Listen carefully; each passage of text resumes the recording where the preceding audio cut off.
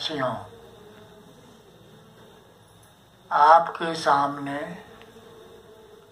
नेताओं का जो जुमला चल रहा है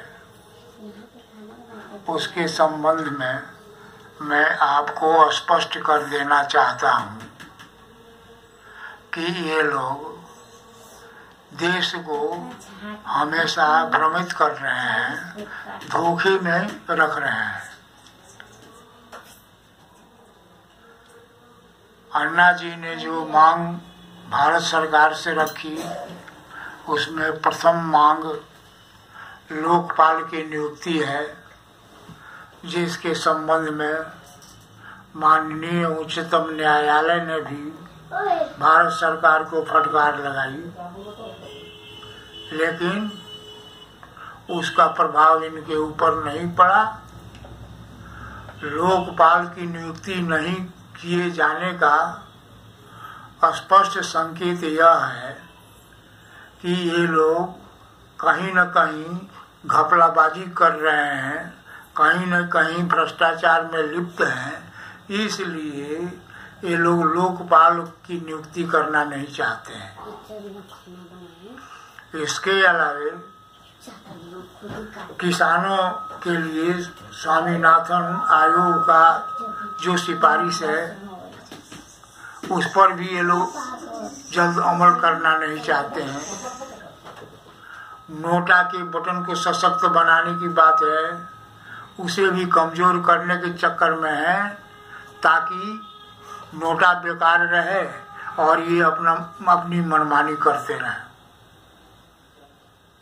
तो इस संदर्भ में 23 मार्च 2018 से 29 तक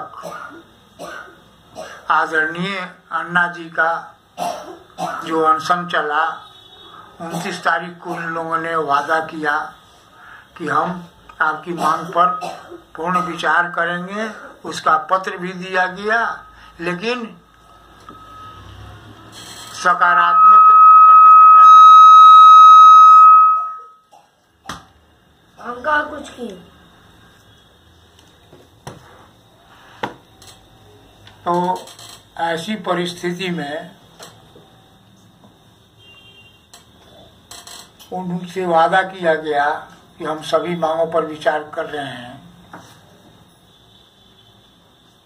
लेकिन विचार होते रह गया। अन्ना जी ने कहा कि अगर आप इधर नहीं करते हैं तो 2 अक्टूबर को फिर हम अनशन पर बैठेंगे, और अपने कथन के अनुसार अन्ना जी 2 अक्टूबर को अपने गांव रालीगंज सिद्धि में अनशन पर बैठे।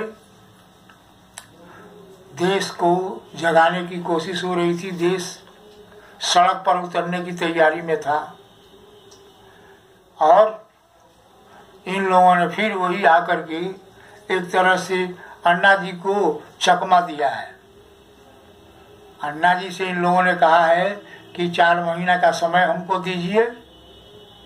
स्पष्ट है कि 4 महीना पूरा होने पर 30 जनवरी को अगर अन्ना जी चाहते हैं कि हम फिर आंदोलन पर उतरे तो उस समय में आचार संहिता लग गई रहेगी, और इस तरह से ये कहेंगे कि अब हमारे अधिकार में ये करना नहीं है, हम ये नहीं कर पाएंगे। चुनाव आयोग जो है उसके निर्देश के अनुसार यह काम नहीं किया जा सकता है। तो इस तरह से देश को ये लोग भुलावा दे रहे हैं।